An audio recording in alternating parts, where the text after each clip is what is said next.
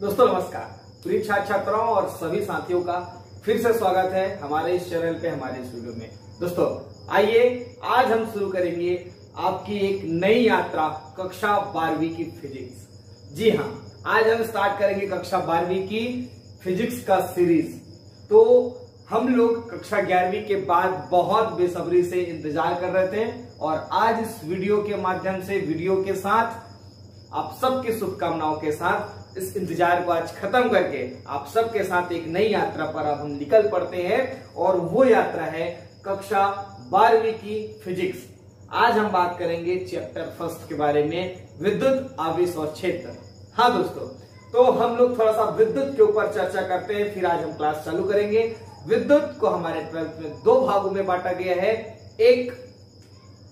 एक जो है स्थिर विद्युत है ना, जिसमें आवेश स्थिर रहेगा, स्थिर विद्युत, इसको हम लोग इलेक्ट्रोस्टैटिक भी कहते हैं। और दूसरा जो है वह है गतिक विद्युत, ठीक है, जिसमें हमारा आवेश गति करेगा और इसको हम लोग विद्युत धारा भी कहते हैं। क्लियर? तो इन दो भागों में पढ़ेंगे। तो जो पहला जो चैप्टर है, पहला जो हम यूनिट पर जो हम पढ़ेंगे, उसमें हम पढ़ेंगे क्या?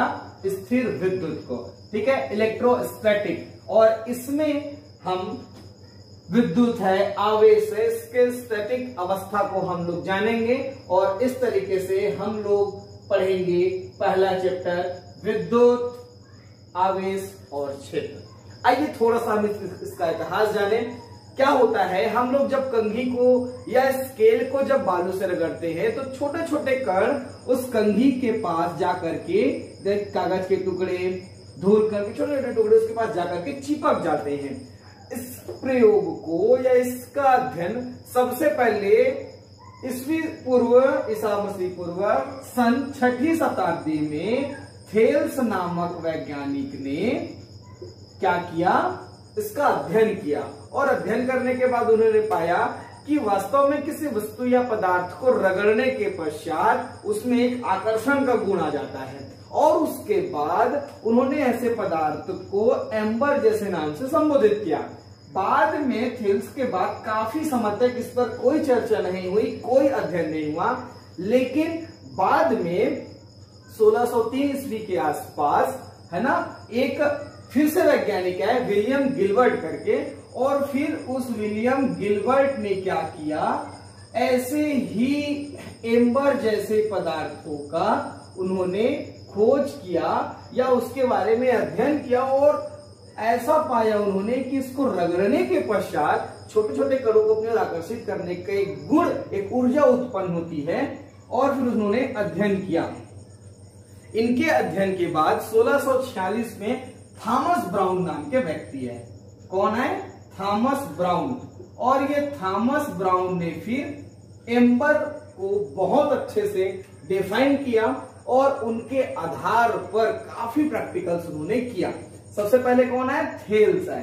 थेल्स के बाद है गिलबर्ट और गिलबर्ट के बाद फिर है थॉमस ब्राउन। और इन्होंने फिर उसी एम्बर, जिसका ग्रीक नाम है ना, जिसको हम लोग ग्रीक भाषा में इसको कहते हैं इलेक्ट्रम, और इसी के आधार पर इलेक्ट्रिक नाम हुआ, क्योंकि यही इसी को रगड़ने अर्थात घर्षण की प्रक्रिया के बाद उसमें आकर्षण करने का गुण उत्पन्न हो जाता है। इसीलिए उस प्रोसेस को हम लोग ने इलेक्ट्रिक नाम दिया, उस ऊर्जा को इलेक्ट्रिक नाम दिया, जिसको हम लोग कहते हैं विद्युत। तो इन तीनों वैज्ञानिक के प्रैक्टिकल के आधार पर हम यह कह सकते हैं कि विद्युत एक ऐसी ऊर्जा है, अर्थात वह ऊर्जा है जो छोटे छोटे अणुओं को, छोटे छोटे कण को अपनी ओर आकर्षित करने का गुण रखता है या अपनी ओर आकर्षित करने का क्षमता प्रदान करता है। उस ऊर्जा को हम लोग कहते हैं विद्युत। चूंकि ये विद्युत घर्षण से रिलीज हुआ है, घर्षण के पश्चात रिलीज हुआ है, इसलिए इसको हम घर्षण विद्युत भी कह सकते हैं। क्लियर? अब चूंकि जिस पदार्थ में ये गुण उत्पन्न हुआ है उसको हम लोग विद्युत में कहते हैं, अर्थात उस पदार्थ के द्वारा किसी आवेश को ग्रहण किया गया होगा, तभी वो क्या बन गया है? विद्युत में। तो भी यहाँ पर हमारे पास एक नया वर्ड हमको मिलता है, और वो कौन सा वर्ड है? उस वर्ड को हम लोग देखें, वो है क्या? आवेश।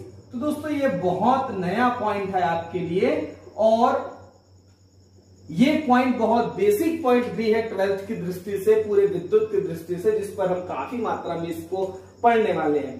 तो आवेश क्या है? तो आवेश एक भौतिक राशि है जिसको कोई पदार्थ ग्रहण कर लेता है या अर्जित कर लेता है तो वो स्वयं विद्युत में हो जाता है। अर्थात यहां पर यदि कोई पदार्थ ले रहे हैं और ये पदार्थ इसको कहीं ग्रहण कर लिया तो ये भी कैसे हो जाएगा?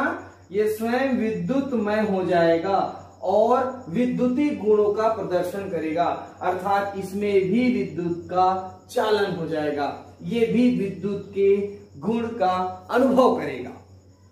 तो हमने आवेश को कैसे समझा कि कोई पदार्थ यदि उस चीज को या उस कण को कहीं ग्रहण कर लेता है और ग्रहण करने के बाद स्वयं क्या हो जाए? विद्युत में हो जाए अथवा विद्युतीय गुणों का प्रदर्शन करे, उसको हम लोग कहेंगे आवेश।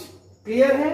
और इस आवेश को और ज्यादा मात्रा में इसके मात्रक सहित जब हम देखते हैं तो हम लोग इसके मात्रक के बारे में बात करेंगे।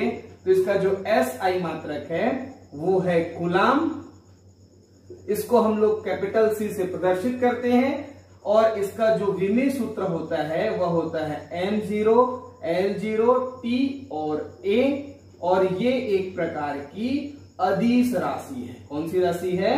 अदिश राशि है। क्लियर? तो इस तरीके से हमने आवेश को देखा। क्योंकि आवेश से संबंधित इतनी जानकारी हमारे लिए पर्याप्त नहीं है, हम इसके लिए 2 प्रैक्टिकल कर सकते हैं। पहला प्रैक्टिकल यह है कि हम एक कांच का छड़ लेते हैं और उस कांच के छड़ को रेशम की कपड़े के साथ बांध करके लटका देते हैं, है ना? कौन सा छड़ लिए हैं हम? कांच की छड़। और एक ऐसा ही दूसरा कांच का छड़ लेते हैं जिसको भी हम लोग रेशम की कपड़े के साथ लटका देते हैं, रगड़ देते हैं। किसके साथ? याद रखना, रेशम की कपड़े के साथ। क्लियर? तो हम पाते हैं कि ये दोनों कांच की छड़ एक दूसरे को प्रतिकर्षित करते हैं और इनके सिरों के बीच में धन आवेश रिलीज होता है और रेशम के कपड़ों में ऋण आवेश रिलीज होता है।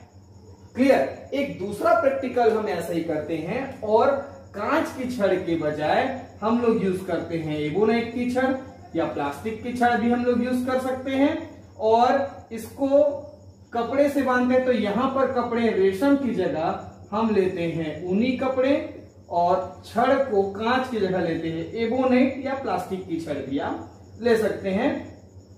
तो ये प्रैक्टिकल जब हम करते हैं तो हम पाते हैं कि एबोनाइट की सिरों के बीच में ऋण आवेश और कपड़ों में धन आवेश का संचार हो जाता है। इस तरीके से हम कह सकते हैं कि आवेश जो है वो केवल 2 तरीके के होते हैं, और इस प्रयोग के आधार पर अमेरिकी वैज्ञानिक बेंजामिन फ्रैंकलिन ने, किसने? बेंजामिन फ्रैंकलिन ने एक अपना मत रखा जिसके आधार पर उन्होंने आवेश को 2 भागों में बताया, एक धन आवेश और दूसरा ऋण आवेश। तो उन्होंने ऐसा 2 आवेश के बारे में अपना पॉइंट ऑफ व्यू रखा, और यही जो बात इसकी थी वो आज तक प्रचलित थी। तो धन आवेश उन्होंने ये कहा कि जब हम रेशम की कपड़े और कांच की छड़ को रगड़ते हैं तो कांच के छड़ों में जो आवेश रिलीज होता है उसको धन आवेश उन्होंने दिया, अर्थात कचाव वस्तु या कचाव मात्रा को उन्होंने धन आवेश बताया, और रेजिन मात्रा अर्थात एबोनाइट की छड़ में, एबोनाइट की छड़ के सिरों में जो आवेश रिलीज हुआ उसको उन्होंने ऋण आवेश दिया, कांच की छड़ वाले को धन आवेश। और यही मान्यता आज भी प्रचलित है। तो इस तरीके से दोस्तों हमने देखा आवेश और उसको जो हम 2 भागों में कैसे बांटे। आइए थोड़ा सा हम आगे बढ़ते हैं। जब इलेक्ट्रॉनिक सिद्धांत के बारे में भी हम बात करते हैं तो आपको हमको सबको पता है कि जो परमाणु जो होते हैं वो छोटे छोटे अणुओं से मिलकर के बने होते हैं, और वो जो अणुओं के जो बीच में जो पाया जाता है उसको हम लोग कहते हैं नाभिक। और नाभिक में 2 कण होते हैं, एक होता है प्रोटॉन, दूसरा होता है न्यूट्रॉन। प्रोटॉन धनात्मक कण होता है, धन आवेश होता है, न्यूट्रॉन के ऊपर कोई आवेश नहीं होता है। ठीक है? तो इसके ऊपर धन, चूंकि नाभिक के चारों ओर अपनी अपनी कक्षा में इलेक्ट्रॉन विचलित होते रहते हैं और इसके ऊपर आवेश रहता है ऋण आवेश। इस तरीके से प्रोटॉन पर धन आवेश और ऋण आवेश की जो मात्रा होती है वो इक्वल होती है, बराबर होती है। किंतु क्या होता है, कुछ जगहों पर जैसे कि जैसे जैसे उस इलेक्ट्रॉन की जो दूरी है वह दूरी उसके नाभिक से कहीं दूर हो जाती है, यहां पर है फिर यहां पर, फिर अलग अलग कक्षा में जब वो जाते हैं तो नाभिक से दूरी के कारण उनके बीच जो आकर्षण बल जो मजबूत रहता है प्रारंभिक इलेक्ट्रॉन के बीच में अंतिम इलेक्ट्रॉन के बीच में, वो थोड़ा सा दुर्बल हो जाता है, कमजोर हो जाता है। तो ये जो लास्ट का इलेक्ट्रॉन है वो मुक्त रूप से अपनी कक्षा में घूमते रहते हैं। इस इलेक्ट्रॉन को हम लोग कहते हैं मुक्त इलेक्ट्रॉन। और किसी पदार्थ में या अणु परमाणु में आवेशन की प्रक्रिया के लिए, विद्युत आवेश के लिए यही मुक्त इलेक्ट्रॉन ही जिम्मेदार होता है, क्योंकि इसके गति के कारण ही, इसके मूव होने के कारण ही वहां पर हम आवेश को एक पदार्थ से, एक अणु परमाणु से दूसरे अणु परमाणु, दूसरे पदार्थ में स्थानांतरित कर सकते हैं। इसीलिए आवेशन के लिए ये मुक्त इलेक्ट्रॉन ही जिम्मेदार होंगे। और आप हमेशा एक चीज याद रखना, अगर किसी पदार्थों में इलेक्ट्रॉनों की कमी हो रही है, माने वो धन आवेश होगा क्योंकि वहां से वो इलेक्ट्रॉन रिलीज हुई है और उसके द्रव्यमान में क्या होगी, कमी आएगी। और जिस पदार्थ में इलेक्ट्रॉन की मात्रा ज्यादा है वो होगा ऋण आवेश और उसके द्रव्यमान में वृद्धि होगी। तो इस तरीके से हमने आवेश को इस प्रयोग के आधार पर, इलेक्ट्रॉनिक सिद्धांत के आधार पर देखा। आइए हम लोग बात करते हैं, जब आवेश रहता है तो उस आवेश के कारण या आवेश की गति के कारण हम लोग पदार्थों को 3 भागों में बांट सकते हैं। कितने भागों में बांट सकते हैं? 3। तो पहला जो होता है वो होता है चालक, है ना। दूसरा जो होता है वो होता है विद्युत रोधी, ठीक है। और तीसरा जो होता है वो होता है अर्धचालक। तो ऐसे हम 3 भागों में इसको बांट सकते हैं। तो पहले बारे में बात करेंगे चालक। तो चालक क्या है? नाम से स्पष्ट है, चलना, चलने की अनुमति देना। अर्थात वे ऐसे पदार्थ होते हैं जो आवेश को अपने में से एक स्थान से दूसरे स्थान तक बहने की, अर्थात प्रवाहित होने की अनुमति देते हैं। अर्थात जिन पदार्थों में से विद्युत आवेश एक स्थान से दूसरे स्थान अर्थात स्थानांतरित हो सकता है, प्रवाहित हो सकता है, उस पदार्थ को हम लोग कहते हैं चालक। इसका उदाहरण ले सकते हैं हम लोग लोहा, हम लोग ले सकते हैं तांबा, हम लोग ले सकते हैं चांदी। क्लियर? और फिर विद्युत रोधी देखते हैं। तो नाम से स्पष्ट है, विद्युत विरोधी, अर्थात वे ऐसे पदार्थ होते हैं जो विद्युत का चालन अर्थात विद्युत को चलने नहीं देते, अपने में से विद्युत धारा का प्रवाह होने नहीं देते, प्रवाहित होने नहीं देते, उस पदार्थों को कहते हैं विद्युत रोधी। अर्थात विद्युत रोधी में जब अपन किसी आवेश को देते हैं तो उसी जगह पर ही केंद्रित हो जाता है, उसके सरफेस पर फैलता नहीं है, सतह पर फैलता नहीं है और वो एक स्थान से दूसरे स्थान पर प्रवाहित नहीं हो सकता। उस पदार्थ को कहते हैं विद्युत रोधी। इसका उदाहरण है हमारा रबर और प्लास्टिक, हम जानते हैं, ठीक है। और एक अच्छा ले सकते हैं लकड़ी। क्लियर? ये इसके उदाहरण है। अर्धचालक, तो अर्धचालक वे हैं जिनकी ताप यदि हम थोड़ा सा बढ़ा देते हैं या इसमें कुछ अशुद्धि अर्थात डोपिंग की प्रोसेस कराते हैं तो ये चालक बन जाता है। अर्थात अर्धचालक उसको कहेंगे जिसका गुण चालक और विद्युत रोधी के मध्य होता है। इसका उदाहरण हम ले सकते हैं सिलिकॉन और जर्मेनियम, हम इसका उदाहरण ले सकते हैं, है ना। इसका ताप बढ़ाने से चालकता बढ़ती है, किंतु याद रखना चालक का ताप बढ़ाने से उसकी चालकता कम होती है। क्लियर? तो ये 3 आधार पे हम पदार्थ को विद्युत के आधार पर, उसके प्रवाह के आधार पर बांट सकते हैं। ठीक है। एक हमारे में पॉइंट आता है भू संपर्कन। क्या होता है संपर्कन? क्या होता है, जैसे कि हम लोग किसी लकड़ी को किसी प्लास्टिक को या हम कंघी को रगड़ते हैं तो उसमें चार्ज वो छोटे छोटे अणुओं को क्या करता है, आकर्षित करता है। किंतु यदि हम लोहा या चांदी को रगड़ते हैं तो उसमें से आवेश या वो किसी चीज को आकर्षित नहीं करता। क्यों? क्योंकि हमारा बॉडी पृथ्वी से डायरेक्ट कनेक्ट है और जैसे ही उस क्षण में या उस लोहे में या चांदी में आवेश रिलीज होगा, वो आवेश हमारे बॉडी से होते हुए कहां चला जाएगा, पृथ्वी पर चला जाएगा। इसलिए वो किसी कण को आकर्षित नहीं करता है। लेकिन जो क्या है, प्लास्टिक या जो हम कंघी लेते हैं उसको रगड़ते हैं तो उसमें क्या होता है, चार्ज रिलीज होता है और चूंकि ये कंघी क्या होता है, अपने में से प्रवाहित होने नहीं देता, इसीलिए अपने पास ही उस गुण को रखे रहता है और उसी गुण के कारण वो कागज को क्या करता है, अपनी ओर, छोटे छोटे टुकड़ों को अपनी ओर आकर्षित करता है। तो यहां पर हमने क्या देखा कि ये एक चालक या विद्युत पदार्थ के माध्यम से किसी चालक से होते हुए आवेश कहां चला गया, पृथ्वी पर। भू माने पृथ्वी, और किसी चालक के माध्यम से हम उसका संपर्क करा दिए, इसीलिए हम इसको कहते हैं भू संपर्कण। इसको हम लोग कहते हैं क्या, अर्थिंग। क्लियर है दोस्तों? तो इस तरीके से भू संपर्क किसको कहेंगे कि विद्युत पदार्थ से या विद्युत हमारे जो उपकरण हैं, आवेशित पदार्थ हैं, उससे या उसको किसी चालक के माध्यम से पृथ्वी से संपर्क करा देना, अर्थात पृथ्वी पर आवेश को चलने देना, प्रवाहित होने देना, इस प्रोसेस को हम लोग कहते हैं भू संपर्कण अर्थात अर्थिंग। अब इसका उपयोग हमारी दृष्टि से क्यों महत्वपूर्ण है दोस्तों? क्या होता है, कभी कभार लाइट कम होती रहती है, वोल्टेज कम होती रहती है, वोल्टेज बढ़ते रहती है, अक्सर खराब मौसम में ऐसा ज्यादा होता है। तो हमारे घरों में कई प्रकार के उपकरण हैं, पंखा लगा हुआ है, लाइट जल रही है, टीवी फ्रिज जैसे चल रहे हैं, इनकी अपनी एक क्षमता है, इनकी अपनी एक काम करने की दर है। और तब अचानक जब हमारे घर में वोल्टेज बढ़ता है तो उस वोल्टेज बढ़ने के कारण ये उस वोल्टेज को सह नहीं पाता है और ये ब्लास्ट होता है, उड़ जाता है, और इसके कारण ये तो विद्युत उपकरण हमारा क्षति पहुंचती है, आग लगने की भी संभावना हो जाती है और हमारे घर में आग लगने की बड़ी दुर्घटना हो सकती है। इससे बचने के लिए आपने देखा होगा हमारे घरों में 3 वायर यूज में लाए जाते हैं और उस 3 तार में कौन कौन सा तार होता है, एक रेड रहता है, एक ग्रीन रहता है और एक ब्लैक रहता है।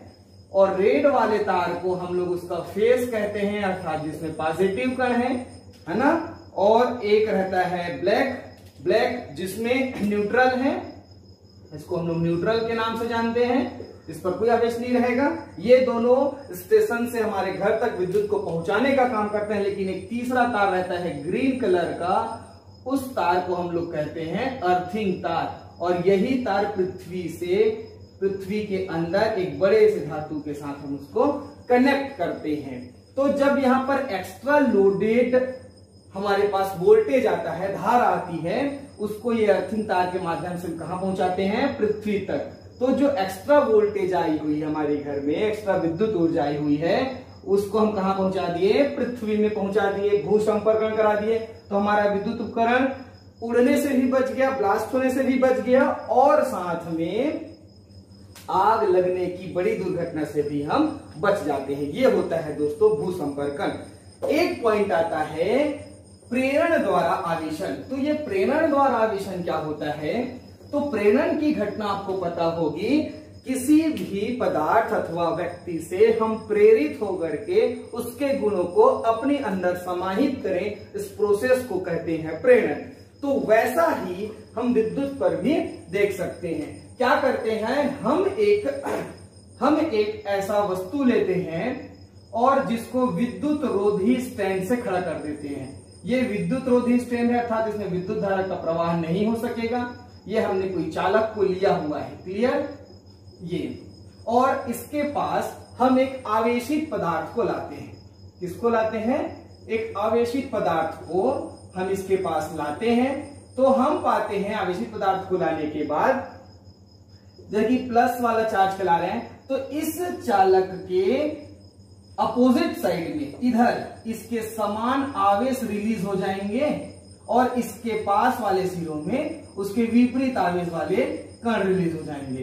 अर्थात ये धन वाला लाएंगे तो यहाँ पर ऋण आवेश रिलीज होगा और यहाँ पर विपरीत साइड में धन आवेश। और इसको यदि हम पृथ्वी से पृथ्वीकृत कर देंगे अर्थात भूसंपर्कित कर देंगे तो इधर का वाला आवेश धन आवेश नीचे चला जाएगा, केवल इस चालक पर ऋण आवेश मौजूद रह जाएगा और यहाँ पर धन आवेश वाला जो चालक है उस पर वही धन आवेश। तो इस तरीके से इसमें का विद्युत गुण या आवेश प्रेरण द्वारा इस चालक में चला गया, इसको कहेंगे प्रेरण द्वारा आवेशन। क्लियर है दोस्तों? तो बहुत महत्वपूर्ण चीजों के बारे में आज हमने चर्चा करी। आज के इस क्लास में एक बहुत और अति महत्वपूर्ण पॉइंट हम सब देखेंगे और उस पॉइंट को हम लोग कहेंगे विद्युत आवेश का गुण, जो हमारे विद्युत आवेश का मूलभूत गुण है, जिसको हम लोग मूल गुण भी कहते हैं। और ये 3 प्रकार के होते हैं। कितने प्रकार के होते हैं? 3। तो पहला इसका जो है ये है पहला गुण आवेशों का संरक्षण। क्या है पहला गुण? आवेशों का संरक्षण। ठीक है। दूसरा जो गुण है वो है आवेशों का क्वांटीकरण। दूसरा क्या है? आवेशों का क्वांटीकरण। और तीसरा है आवेशों की योज्यता। आवेशों की योज्यता। तो ये 3 गुण है और इन तीनों गुणों के बारे में हम लोग चर्चा करते हैं। आइए बात करते हैं इसके मूल गुण। पहला देखेंगे आवेशों का संरक्षण। संरक्षण मतलब कंजर्वेशन, अर्थात उसकी जो या उस वित्त निकाय या विलगित निकाय का जो कुल आवेश है वो क्या रहता है? संरक्षित रहता है। अर्थात प्रैक्टिकल रूप में यदि हम देखेंगे कांच की छड़ को किसी रेशम के कपड़े के साथ जब रगड़ते हैं तो जितनी मात्रा में कांच की छड़ में धन आवेश रिलीज होता है उतनी ही मात्रा में उस कपड़े पर ऋण आवेश भी रिलीज होता है। अर्थात हम ये कह सकते हैं किसी विलगित निकाय की जब आवेश के बारे में बात करेंगे तो उसका धन आवेश और ऋण आवेश दोनों का बीजगणितीय योग सदैव नियत रहेगा। यह होता है आवेश संरक्षण। इसका उपयोग या इसका हम लोग उपयोग युग्म उत्पादन है ना, और कई जगहों में इसका उपयोग हम देख सकते हैं और कर भी सकते हैं। दूसरा जो है वो होता है आवेशों का क्वांटीकरण। बहुत इंपॉर्टेंट है। ये क्या होता है? जो हमारा मूल आवेश रहता है E, तो जो मुक्त आवेश का जो कुल परिमाण होता है, मुक्त आवेश जो जिसके कारण विद्युत संभव हो पाता है, आवेश का स्थानांतरण संभव होता है, जो मैंने भी बताया, तो मुक्त आवेश का जो परिमाण होता है वो मूल आवेश के पूर्ण गुणांक के बराबर होते हैं, पूर्णांक के बराबर होते हैं। इस चीज को आप याद रखिए। अर्थात ये पूर्ण गुणज के ही रूप में स्थापित होगा जहां n बराबर +-1 +-2 +-3 इस तरीके से पूर्णांक संख्या के साथ ही उसका मूल आवेश के गुणज के रूप में होना चाहिए। यही कहलाता है हमारा आवेशों का क्वांटीकरण। तीसरा जो देखेंगे वो होता है आवेश की योज्यता। तो आवेश की योज्यता नाम से स्पष्ट है, किसी पदार्थ के कुल आवेश का जो मात्रा है या जो कुल आवेश है उस पदार्थ में उपस्थित अलग अलग या विभिन्न भागों में उपस्थित आवेशों के बीजगणितीय योग के बराबर होगा। इस नियम को हम लोग या इस गुण को कहेंगे आवेशों की योज्यता। अर्थात उस पदार्थ या उस निकाय के संपूर्ण आवेश अर्थात कुल आवेश अलग अलग भागों में उपस्थित आवेशों के योग के बराबर होगा। ठीक है। सबका एग्जाम्पल अपन देखेंगे। इसका एग्जाम्पल मैंने बताया कि कांच के छड़ को रेशम के कपड़े के साथ जब रगड़ते हैं तो जितने मात्रा में प्लस रिलीज होंगे छड़ में उतने ही मात्रा ऋण आवेश रिलीज होंगे किसमें? कपड़े में। आवेशों का क्वांटीकरण के एक एग्जाम्पल देखेंगे। अगर हम एक क्वेश्चन के बारे में बात करें, एक पदार्थों में माना कि 100 इलेक्ट्रॉनों की कमी है। क्लियर? एक पदार्थ में 100 इलेक्ट्रॉनों की कमी है। ये क्वेश्चन दे रहा है एक पदार्थों में 100 इलेक्ट्रॉनों की कमी है, आवेश की मात्रा कितनी होगी? तो उसमें आवेश की मात्रा अपने को लेना है। तो आवेश की मात्रा चूंकि हम जानते हैं कि मूल आवेश E है ना, E का मान आपको पता होगा, जहां E उसका मूल आवेश है 1.6 इंटू 10⁻⁻19 कूलाम होता है। ये मूल आवेश का पूर्ण गुणांक के बराबर होगी, और वो बता रहा है कि N अर्थात 100 इलेक्ट्रॉनों की वहां पर क्या हो रही है, कमी। तो Q का मान हम यहां से निकाल सकते हैं, N Q का मान क्या होगा, N का मान है 100 है ना, N इक्वल टू 100 इलेक्ट्रॉनों की कमी इंटू 1.6 इंटू 10⁻⁻19, और इसको जब सॉल्व करेंगे तो 2 शून्य यहां से कट जाएगा, तो 1.6 इंटू 10⁻⁻17 ये हमारा क्या होगा आंसर। इसको हम कूलाम से शो करेंगे। इस तरीके से हमने आवेश की मात्रा बता दी। अगर प्रकार भी पूछेगा तो आप बता सकते हैं, मैंने आपको थोड़ी टाइम पहले बताया, जिस पदार्थों में इलेक्ट्रॉनों की कमी होगी वो कौन सा आयन होगा, धन आवेश होगा, और जिसमें इलेक्ट्रॉनों की अधिकता होगी वो ऋण आवेश होगा। तो इसमें क्या है, कमी है, अर्थात ये क्या है, धन आवेश। इसका उदाहरण क्वांटीकरण का।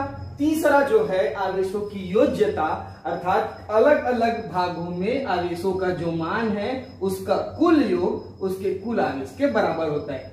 मान के चलते हैं किसी ऐसे निकाय में एक जगह आवेश का मान है +2, एक जगह मान है -3, कहीं पर मान है -4, कहीं पर मान है +5, कहीं पर मान है +1, कहीं पर मान है -6, कहीं पर मान है +7। तो इसका कुल आवेश सभी को जोड़ देंगे, सभी भागों पर, अलग अलग भागों पर उपस्थित कुल आवेश के योग के बराबर होगा। तो कुल आवेश इसका निकालेंगे तो क्या होगा, देखिए ये +2 +7 +5 +1 और -4 -6 -3। आप इसको कुल योग करेंगे तो आप पाएंगे 7 5 12 और 2 14, क्लियर, और एक 15 माइनस प्लस में 15 है ना, और 6 4 10 और 3 13 माइनस में, तो ओवरऑल हमने पाया +2 आवेश। तो इस तरीके से ये होती है आवेशों की योज्यता। तो हमने देखा आवेश के, विद्युत आवेश के मूल गुण जो 3 प्रकार के हैं, आवेशों का संरक्षण, क्वांटीकरण और योज्यता। इस तरीके से आज का टॉपिक क्लियर किया। आप सभी दोस्तों से, सभी प्रिय छात्र छात्राओं, आप सबको अगर हमारा ये वीडियो पसंद आया, हमारी ये ज्ञान, हमारा ये टॉपिक आपको अच्छा लगा, तो आप हमारे वीडियो को लाइक करें, सब्सक्राइब करें, और जो नए व्यूअर्स हैं उनसे मैं बिल्कुल अनुरोध करूंगा कि आप जरूर सब्सक्राइब करें और ज्यादा से ज्यादा लोगों तक शेयर करें, ताकि बहुत से ज्यादा लोग इससे लाभ उठा सकें, लाभप्रद वो भी हो। क्लियर। तो हम अब नए वीडियो में आपके बात करेंगे कूलाम के नियम, और हम विद्युत क्षेत्र की तीव्रता कैसे निकालते हैं, इस विषय पर हम अगले वीडियो पर बात करते हैं। तब तक के लिए धन्यवाद। जय हिंद।